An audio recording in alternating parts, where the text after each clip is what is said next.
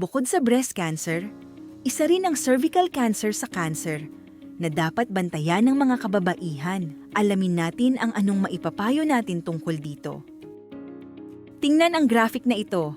Saan ba matatagpuan ang cervix ng kababaihan? Ang tamang sagot ay numero 4. Sa ovary o numero 1, nagmumula ang mga egg cells o itlog ng mga babae.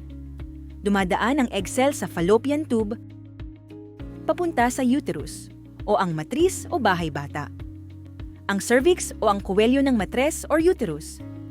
Siya ang harang sa pagitan ng matris at ng vagina o ang daanan papalabas sa katawan ng babae.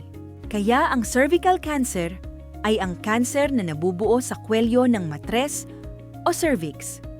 Karaniwang sanhi nito ang HPV o Human Papilloma Virus, isang virus na naipapasa sa pamamagitan ng pakikipagtalik.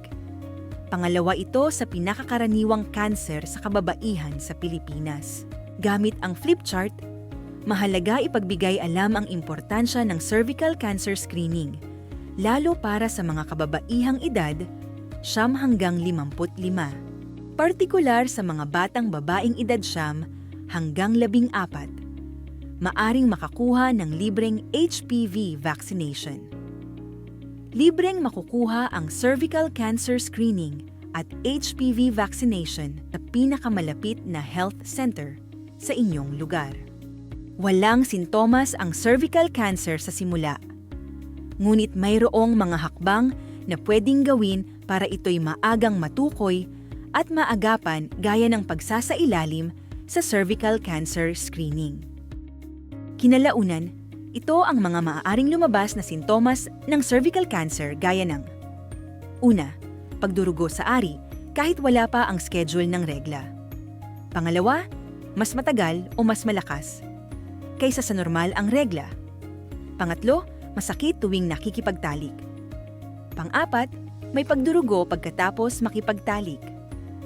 Paglima, may pagbabago sa discharge. Maaaring mas marami ito na may kakaibang kulay o amoy. Tandaan, ang cervical cancer ay kayang maiwasan at magamot, kaya't mahalaga ang cervical cancer screening.